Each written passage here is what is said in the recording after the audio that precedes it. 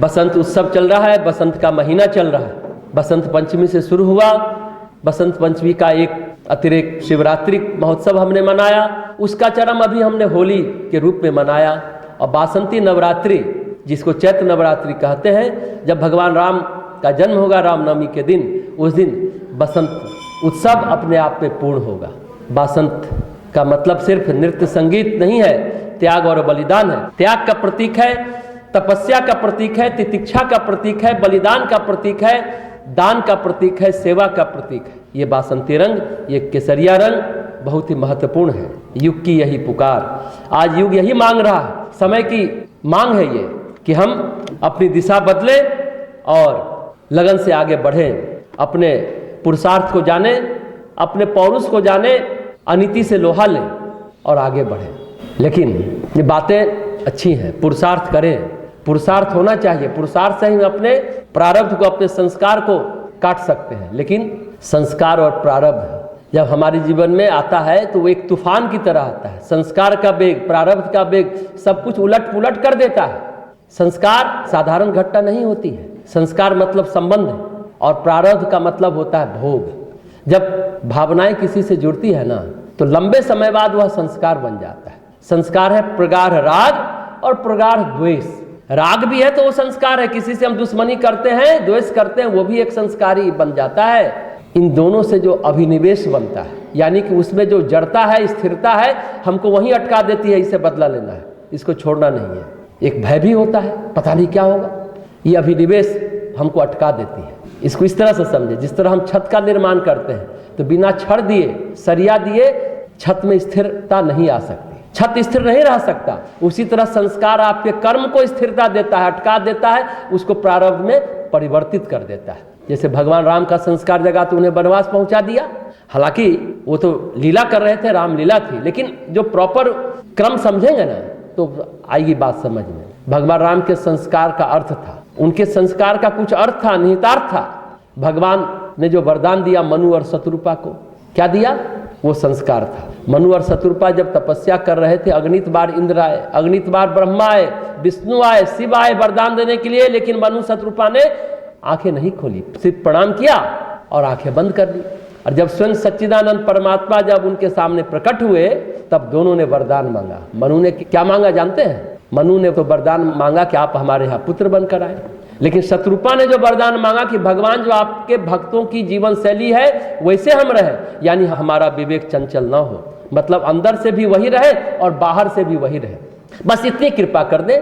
शत्रुपा ने मांगा, भगवान ने उन्हें अलौकिक विवेक दिया। वही पतंजलि के शब्दों में विवेक ख्याति है। फिर वही मनु शत्रुपा दशरथ और कौशल्या के रूप में आए और फिर भगवान राम के रूप में वह वरदान फलित हुआ, पुत्र बनकर जन्म लिए भगवान राम, वही संस्कार बन गया। तो अब आप सोचिए कि भगवान वरदान देकर फंस गए क्या? नहीं, ये भगवान का भक्त के लिए प्रेम है। उस प्रेम के सूत्र में आबद्ध रहते हैं, बंधे रहते हैं। भक्त का प्रेम भगवान को बांध लेता है। लेकिन भगवान में तो प्रेम होता है और हम लोगों के मन में होती है आसक्ति। प्रेम और मोह को समझिए, प्रेम और आसक्ति को समझिए। आसक्ति की सारी डोर अहंकार से जुड़ी होती है और प्रेम की सारी डोर आत्मा से जुड़ी होती है। प्रेम जिससे हो और जिसको हो, दोनों का परम कल्याण करता है। बहुत गहरी गहरी बात है ये। प्रेम जिससे हो और जिसको हो, दोनों का परम कल्याण करता है। लेकिन हमारा प्रेम होता नहीं है ना, वासना होती है, मोह होता है, आसक्ति होती है। और ईश्वरीय करुणा और आपका पुरुषार्थ ही आपको संस्कार के अंधकार से निकाल सकता है। चित्त में जब वेग बनता है तो कोई परसेप्शन, कॉग्निशन और इमोशन काम नहीं आता। हमने पहले भी बताया था कि आपके सोचने का तल, विचारने का तल, भावना का तल, फिर कोई काम नहीं आता। संस्कार एक तूफान की तरह आता है, क्योंकि प्रारब्ध बहुत बलवान होता है, आपकी सारी सामर्थ्य को निरर्थक कर देता है। जैसे नल दमयंती बिछुड़ गए, अभी हमने बताया राम और सीता भी बिछुड़ गए। रावण सीता को उठा ले गया, द्रौपदी की साड़ी खींची गई, जबकि उस समय ऐसा कौन महारथी था जो पांडवों का सामना कर सकता था? बताइए, नहीं कर सकता था। फिर भी पांडवों के रहते द्रौपदी की साड़ी खींची गई, पांडव कुछ बिगाड़ नहीं पाए। ये कैसे हो गया? ये संस्कार से हो गया। संस्कार ऐसा ही होता है और संस्कार के वेग को घटाने के लिए चाहिए प्रबल तपस्या। श्री दामा का नाम आप सुने होंगे, भगवान कृष्ण के अनन्य भक्त थे। सीधे गोलोक धाम आना जाना था, वो भगवान कृष्ण के बाल सखा है, मनसुखा की तरह, मधुमंगल की तरह। वे सभी गोकुल के लोग हैं, वो भगवान के बाल सखा है। कह सकते हैं आप उद्धव भी कृष्ण के सखा थे, लेकिन वो मथुरा में थे, गोकुल में नहीं थे। अक्रूर भी मथुरा में के लोग हैं। तो श्री दामा गोलोक धाम गए, दरवाजा बंद मिला। द्वारपाल ने कहा कि राधे राधे बोलना पड़ेगा तब दरवाजा खुलेगा। तो उन्होंने कहा हम क्यों राधा राधा बोले, हम तो कृष्ण के भक्त हैं, हम उनके सखा हैं, हम तो कृष्ण कृष्ण बोलेंगे। नहीं, राधा तो गोलोक धाम की स्वामिनी है और वो भी कृष्ण की सखा है, यहाँ राधा का हुक्म चलता है। तो श्री दामा को क्षोभ हुआ, 1 लाख दरवाजे पर मारा और उन्होंने राधा जी को श्राप दे दिया, तुम अपने को क्या समझती हो, तुम और कृष्ण अलग अलग हो जाओ। राधा और कृष्ण को 100 वर्ष का श्राप मिला। 100 वर्षों तक राधा और कृष्ण नहीं मिल पाए, यही संस्कार है। हालांकि बाद में श्री दामा को पछतावा हुआ, सोचने लगे प्रायश्चित कैसे करें, तो राधा के सगे भाई बनकर पैदा हुए और उसी नाम श्री दामा से ही जाने गए। देखिएगा, ये कहानी आपको समझ में आना चाहिए। कृष्ण और राधा के मिलने की बात कहते हैं लोग, गोलोक धाम में मिले। धरती पर आए 12 वर्ष में तो गोकुल छोड़ दिया कृष्ण ने और वहां तक मिले। उसके बाद तो मथुरा, फिर कहते हैं द्वारका रहे। कहते हैं एक बार कुरुक्षेत्र में एक बार राधा से मुलाकात हुई, 2 बार ही कृष्ण और राधा के बीच में। उनके प्रेम का हम लोग गुणगान करते हैं, लेकिन 2 ही बार मिले। श्राप था ना, संस्कार था। यही बहुत गहरी बात है, समझिए कि संस्कार क्या होता है। उसी तरह वृंदा का श्राप लगा था भगवान विष्णु को, जो राम बनकर उन्होंने भुगता, यही संस्कार है। राम और सीता कभी सुख से रह पाए क्या? सीता के आते ही वनवास मिला। सुखमय जीवन की जो अवधि रही थी वह चित्रकूट में थी, पंचवटी में आते ही सुपनखा पहुंच गई थी, अयोध्या में पुनः लौट कर आए तो धोबी प्रकट हो गया। यही तो संस्कार है।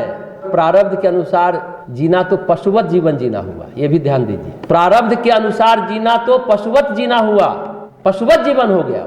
ज्योतिष भी आपको कोल्हू के बैल वाला जीवन का ज्ञान देती है। व्यक्ति कर्म के चक्र में गोल गोल घूम रहा है। कोई ऐसा जन्म है, जीवन है जिसमें हम और आप कुछ अलग करते हो?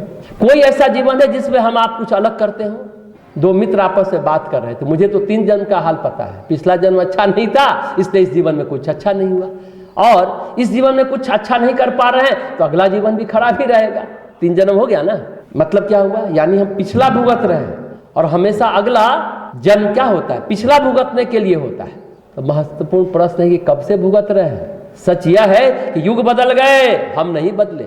मतलब वही करते रहे, वही बच्चा, वही परिवार, वही माता पिता, वही आसक्ति, वही प्रेमिका, वही पत्नी, वही प्रेमी, वही पति, कहानी वही चलती रहती और चलती रहेगी भी।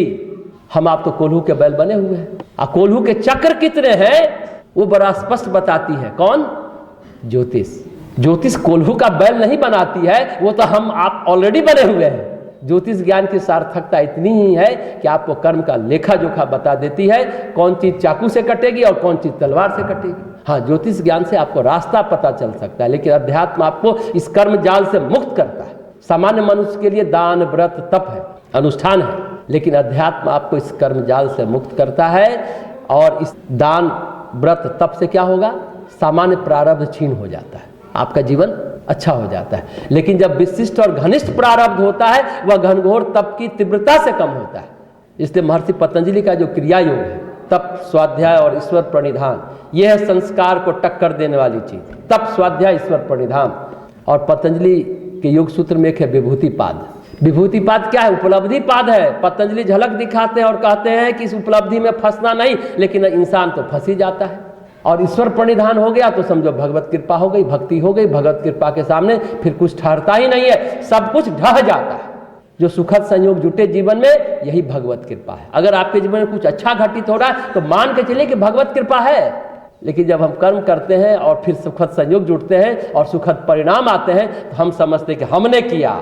उस समय हम उस पर अहंकार का ठप्पा लगा देते हैं और फिर दुखी जीवन जीना शुरू कर देते हैं।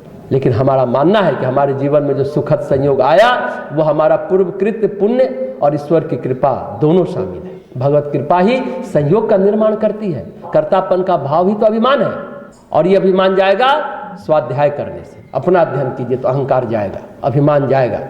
आपने तप किया, उसका भी अहंकार नहीं होना चाहिए कि मैंने किया। स्वाध्याय करेंगे यानी ज्ञान होगा, कर्म के बाद ज्ञान, तो ईश्वर प्रणिधान यानी भक्ति आएगी।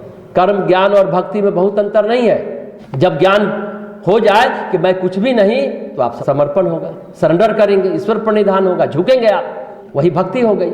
लेकिन ज्ञान और भक्ति की अभिव्यक्ति कैसे होगी? तो कर्म से होगी। तो कर्म भी महत्वपूर्ण है, ज्ञान भी महत्वपूर्ण है और भक्ति तो महत्वपूर्ण है ही। तो ईश्वर प्रणिधान आता है जब स्वाध्याय करते हैं, कर्तापन का अभिमान जाता है, तब भक्ति आती है। एक बात ध्यान से सुनिए, सांसारिक जीवन का केंद्र अहंकार होता है और आध्यात्मिक जीवन का केंद्र भगवत कृपा होती है, यानी आत्मा होती है, परमात्मा होता है। इसलिए पतंजलि जब ईश्वर प्रणिधान कहते हैं तो समझे कि अकेला आधार वही है और वही सक्षम भी है। जीवन की हर सांस भगवत कृपा का ही दर्शन कराती है, एकदम हर सांस भगवत कृपा का ही दर्शन कराती है। भगवत कृपा इसलिए हमारे जीवन का केंद्र होना चाहिए, न्यूक्लियस होना चाहिए, सेंटर होना चाहिए। लेकिन एक बात है, भक्ति में क्या होता है? भक्त के जीवन में राग भी भगवान से होता है, द्वेष भी भगवान से ही होता है, झगड़ा भी भगवान से और प्रेम भी भगवान से है। एक उदाहरण से समझिए, तारापीठ अपने दुमका के पास है, जानते हैं, वहाँ बामा खेपा रहते थे और तारा माँ से झगड़ा करते रहते, डंडा मार देते थे तारा माँ को, और कभी कभी तारा माँ मूर्ति से निकलकर बामा खेपा की भी पिटाई कर देती थी। बामा खेपा कहते, दुष्ट नालायक, तू अपने को माँ कहती और मारती है। इसलिए कभी कभी वो माँ को भी पीट देते थे और फिर माँ और बेटे दोनों एक हो जाते थे। कहने का अर्थ है, जब भावनाओं का हर कोण भगवान से जुड़ जाता है ना, तो ऐसा संस्कार बन जाता है कि फिर वो आपको उनके साथ ही रखता है, भगवान के साथ ही रखता है भक्त को। भक्ति का मतलब भावनाओं का संपूर्ण और परिपूर्ण अर्पण, संपूर्ण परिपूर्ण अर्पण। अगर भावनाएं मजबूत हैं और सच्ची हैं तो भगवान के लिए है, तो बड़े से बड़े प्रारब्ध को क्षतिग्रस्त करने, धराशायी करने में सक्षम है। इसलिए हम सबका, यानी इंसान का शुरू से सिद्धांत होना चाहिए कि व्यक्ति पर नहीं, परमात्मा पर भरोसा करें। हाँ, परमात्मा किसी व्यक्ति को माध्यम बनाकर समाधान दे देता है, ये अलग बात है। अगर कोई व्यक्ति मदद कर रहा है तो समझे कि परमात्मा हमें मदद कर रहा है। और दूसरी तरफ अगर कर्म पूरा हो गया तो चीजें अपने आप सही हो जाती है और समाधान मिल जाता है। शरीर का निर्माण क्यों हुआ? कभी आपने सोचा है हमारे शरीर का उद्देश्य क्या है? क्यों जीवन मिला? प्रकृति ने जो शरीर प्रदान किया है उसका मकसद क्या है? उसका सिर्फ यही मतलब है कि शरीर से जुड़े हुए कर्म और कर्तव्य को पूरा करना और निष्काम भाव से पूर्ण करना, यानी तादात्म्य विसर्जन कर पूर्ण करना। किसी से लगाव नहीं, मोह नहीं, अपना कर्तव्य करिए और आगे बढ़ जाइए। और ये संभव नहीं हो पाता, और ये संभव है सिर्फ और सिर्फ भक्ति से। पर अहंकार विहीन व्यक्ति के लिए भक्ति बहुत आसान है और अहंकारी के लिए तो बहुत कठिन है, अहंकारी के लिए तो बहुत दुष्कर है, क्योंकि वह झुकेगा नहीं, समर्पित होगा नहीं। आई बात समझ में? संस्कार और भक्ति समझ में आ गई बात ना? संस्कार तूफान की तरह बहुत वेग होता है, सब कुछ को तहस नहस कर देता है,